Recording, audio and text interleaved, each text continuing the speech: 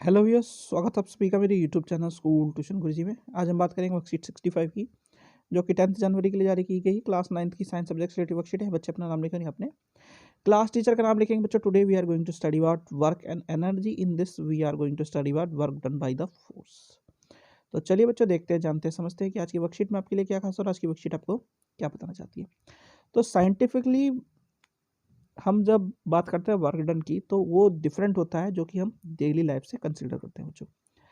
In scientific way, we can say that work is said to be done when a force is applied to an object and it causes the state of rest or motion, या change in the state of rest or motion in the object. So, the process like reading, writing, thinking, analyzing are not considered as work scientifically. तो basically होता क्या है कि अगर हम बात करें, दो कंडीशन मेनली रिक्वायर्ड होती है जब कहते हैं हम कि work can be done. Number one is the force should be applied to an object, and number two is body should be displaced. If the both conditions are done, then work is said to be done. If any of these condition does not exist, then we call it work is not done बच्चों। अब examples क्या हैं work is not done के? Applying a force on a wall which can वो not move, a student standing with a bag on his shoulder, watching movie, talking. These are the conditions when we can say that work cannot be done बच्चों। अब try करते हैं calculation करने की, mathematical expression for the work to be done.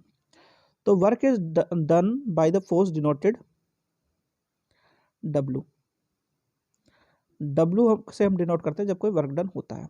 अब F हो गया यहाँ पे फोर्स, और जब उस पर कुछ फोर्स अप्लाई करते हैं किसी ऑब्जेक्ट पे हम, तो वो डिस्प्लेस करती है, तो उसे मान लिया हमने S।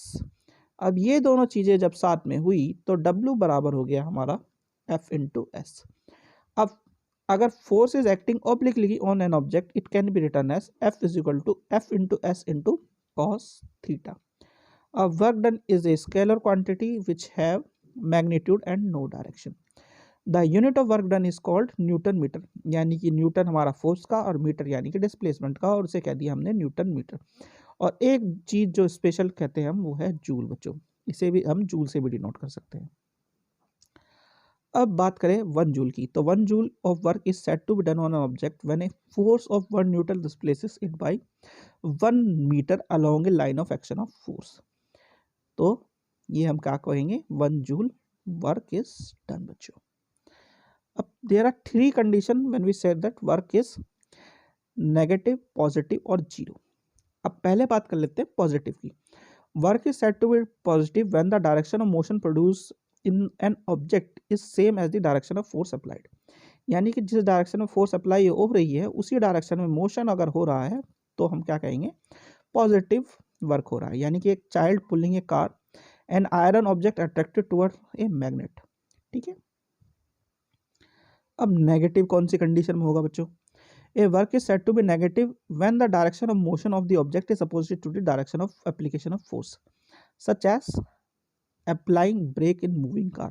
किसी कार को ब्रेक लगा करके रोकना बच्चों, गोलकीपर का चलती हुई बॉल को रोकना बच्चों। इस तरह के केस में क्या होगा, वर्क डन नेगेटिव होगा बच्चों। अब जीरो कब होगा?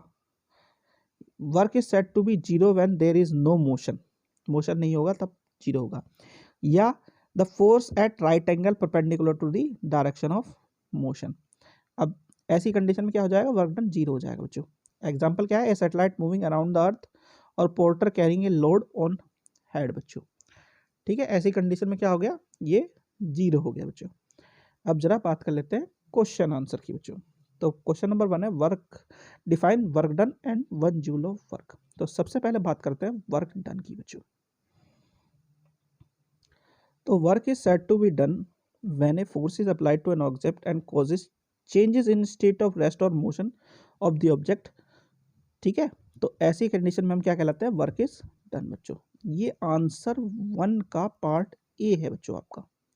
अब पार्ट बी में बात करते हैं 1 जूल की। तो when 1 newton of force is applied and object displaces to 1 metre, the work is said to be done 1 joule. ठीक है बच्चों, ये आपका आंसर 1 का बी पार्ट है बच्चों। फिर है what are the condition for work done by an object. तो there are two condition which is said to be work done कहलाती है।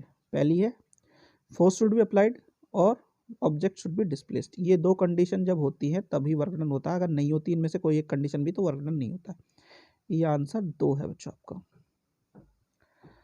चलिए बच्चों क्वेश्चन नंबर 3 है a load is pulled using a force of 5 newton to displacement of 2 metre, calculate the work done. तो यहाँ पे F हो गया 5 न्यूटन, S हो गया 2, फॉर्मूला है हमारा W is equal to F into S, यानी 5 into 2 is equal to 10 newton metre, या और लिख लीजिए 10 जूल। आप कुछ भी लिख सकते हो, ये इसका आंसर है बच्चों। फिर है question number 4 write examples of positive negative and zero work done for your daily lifes. तो ये सारे के सारे एग्जांपल है बच्चों, ये आपको लिखने हैं इसमें, ये आपका आंसर है। ठीक है, अब आखिरी क्वेश्चन है write unit of work done. तो यूनिट ऑफ वर्क डन क्या कहलाती है, W is equal to F into S. F की यूनिट है न्यूटन और एस की यूनिट है मीटर। तो वर्क डन की यूनिट कहलाती है न्यूटन मीटर, या हम इसे जूल से भी दिखा सकते हैं बच्चों। तो बच्चों ये होगी आपकी वर्कशीट कंप्लीट और वीडियो भी। आशा करता हूँ आपको वीडियो अच्छी लगी होगी। Thank you.